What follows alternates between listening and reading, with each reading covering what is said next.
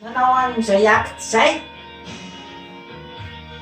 nefa efa figadrana ho azy anie zany na tsy ho any am-ponjy izy efa figadrana ho azy ny fiainana miandry azy aorianan'izay satria natao ara izy hoe tsy higatra efa migatra le izy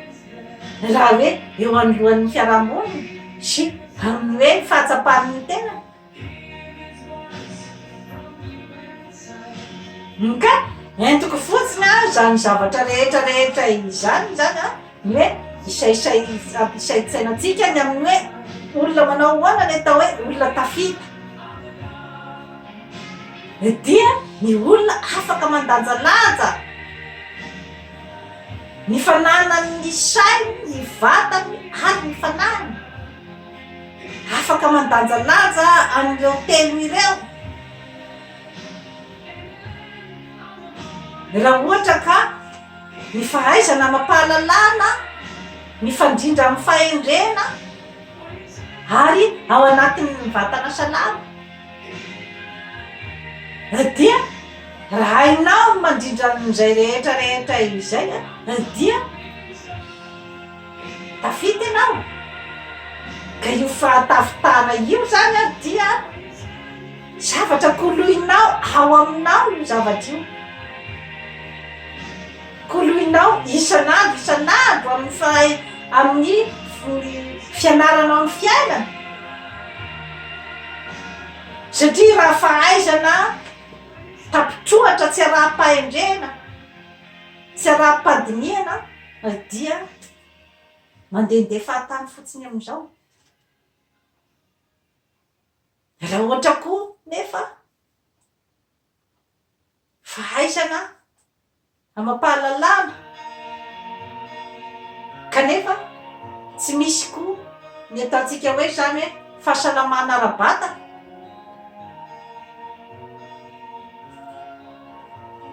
taoko fa tsy aharitra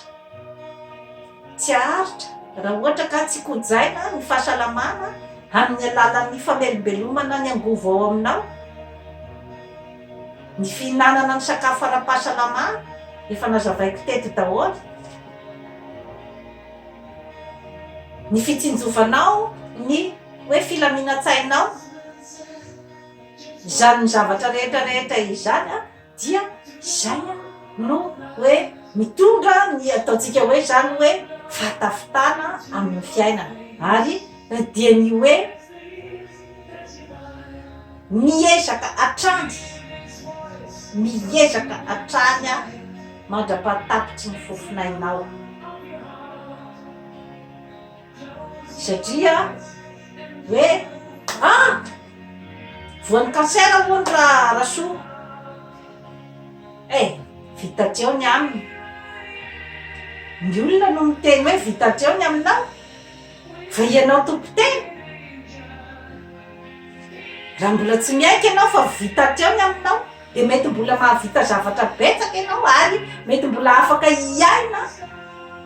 amataonany maro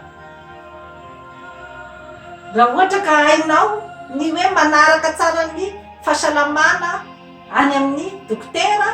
sy ny mikoja ny fahasalamanao ara-batana sy ara-tsaina ary ara-panahy manoloana ny aretina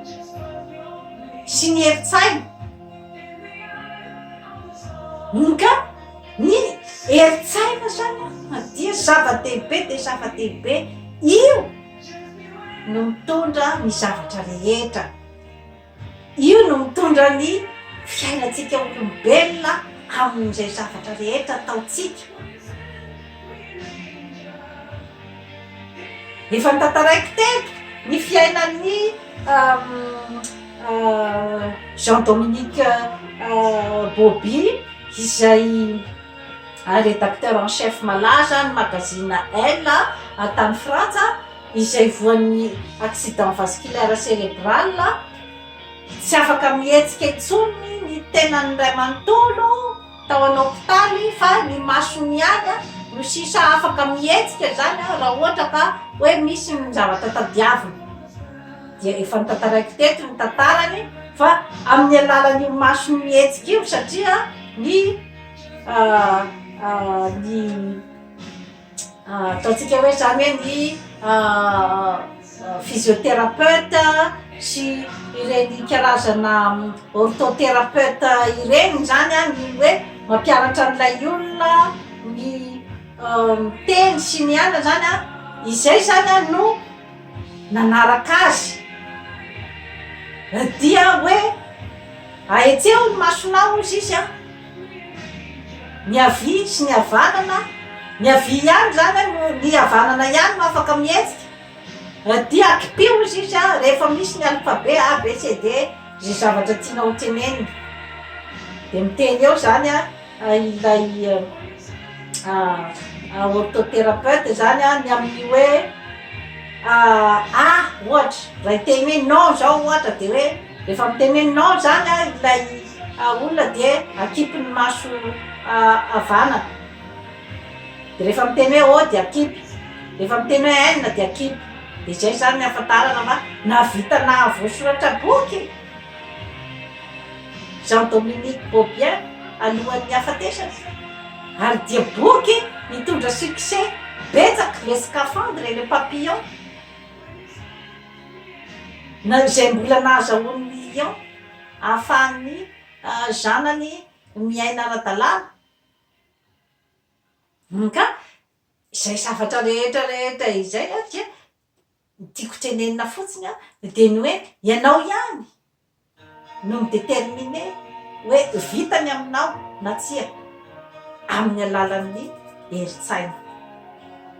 dia toy izay indray a tompoko lahy sy tompoko vavy no azona tolotra anao a manaova abonnement amin'izany forêt santé aty Canada fa hanatsara ny fiainanao bye bye.